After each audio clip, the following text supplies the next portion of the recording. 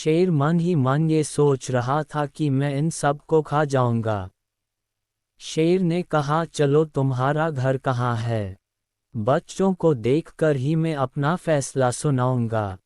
कहानी शुरू करने से पहले हमारे विजय रॉय स्टोरी चैनल को प्लीज़ सब्सक्राइब एंड लाइक अवश्य करें ताकि हमें मोटिवेशन मिलता रहे, ताकि आप लोगों के लिए नया नया कहानी लाता रहूं। आइए कहानी शुरू करते हैं।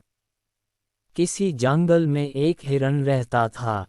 एक दिन वह अपनी पत्नी के साथ जंगल में भोजन की तलाश में जा रहा था।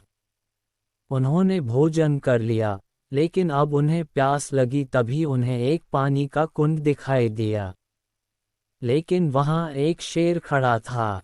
तब हिरण की पत्नी ने शेर से कहा, महाराज, आप हमें न्याय दें, लेकिन हम तो हिरण हैं और जूठे मुंह से आपसे कैसे बात करें।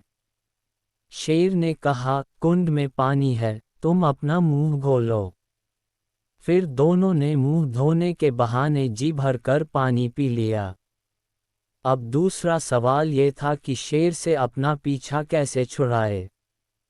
तभी कुछ देर विचार करके हिरनी बोली, महाराज, मेरे 10 बच्चे हैं, लेकिन उनमें से 6 हिष्ट-पुष्ट बच्चे ये उसका पति हिरण लेना चाहता है और शेष बचे 4 कमजोर बच्चे मुझे देना चाहता है।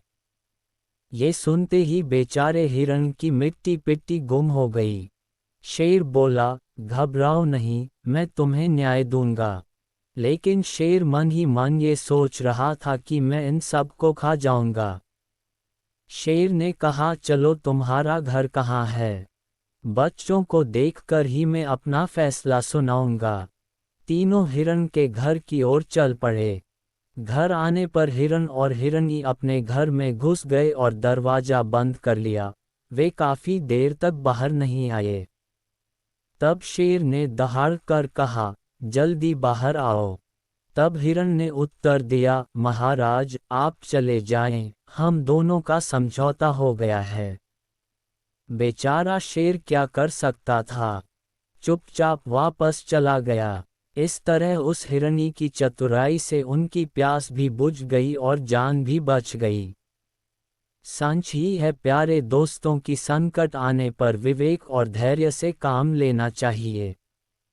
यदि हिरण और हिरनी दोनों संकट को सामने देखकर घबरा जाते तो क्या उनकी जान बच सकती थी?